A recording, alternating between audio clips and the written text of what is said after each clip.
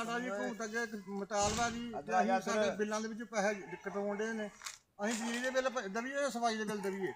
ਸਾਡੇ ਪਿੰਡ ਦੀ ਪਿਛਲੇ ਚੱਕ ਦੀ ਤੁਸੀਂ ਆ ਕੇ ਹਾਲ ਦੇਖੋ, ਕਿਸੇ ਪਾਸੇ ਕੋਈ ਸਫਾਈ ਨਹੀਂ ਹੋਈ ਜੀ ਵੀ।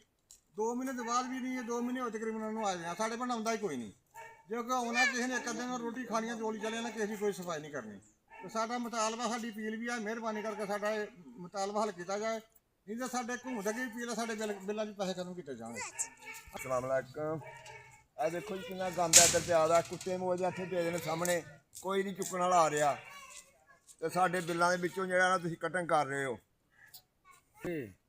ਜਨਾਬ ਸਾਡੇ ਪਿੰਡ 2 ਮਹੀਨੇ ਤੋਂ ਕੋਈ ਸਫਾਈ ਵਾਲਾ ਨਹੀਂ ਆਣ ਰਿਹਾ। ਮਿਹਰਬਾਨੀ ਕੀਤੀ ਜਾਏ, ਇਹ ਗੰਦ ਚੈੱਕ ਕਰ ਲਓ, ਨਾਲੀਆਂ ਦਾ ਹਾਲ ਦੇਖ ਲਓ, ਕੋਈ ਬੰਦਾ ਨਹੀਂ ਆਣ ਰਿਹਾ ਦਾ। ਮਿਹਰਬਾਨੀ ਹੈ ਜਨਾਬ ਤੁਹਾਡੇ ਅੱਗੇ ਜੀ। ਇਹ ਵਿਚਲੇ ਚੱਕ ਦੇ ਲੋਕ ਸਰਾਪਾ ਇhtਜਾਜ ਨੇ ਜੀ, ਸਫਾਈ ਦੇ ਮੁਤਲਕ ਕੋਈ ਨਹੀਂ ਆ ਰਿਹਾ। ਤਕਰੀਬਨ 2-3 ਮਹੀਨੇ ਤੋਂ ਪਹਿਲੇ ਆਏ ਸੀ, ਬਾਅਦ ਵਿੱਚ ਕੋਈ ਨਹੀਂ ਆਇਆ। ਤੇ ਲਿਹਾਜ਼ਾ ਮਿਹਰਬਾਨੀ ਕੀਤੀ ਜਾਏ, ਲੋਕ ਬਹੁਤ ਪਰੇਸ਼ਾਨ ਨੇ ਇਸ ਟਾਈਮ। ਤੇ ਮਰੀਮ ਨਵਾਜ਼ ਸਾਹਿਬਾ ਔਰ ਸੁਥਰੇ ਪੰਜਾਬ ਵੱਲੋਂ ਬੜੀ ਮਿਹਰਬਾਨੀ ਹੈ, ਇਸ ਪਿੰਡ 'ਤੇ ਰਹਿਨਮਾਈ ਕੀਤੀ ਜਾਏ।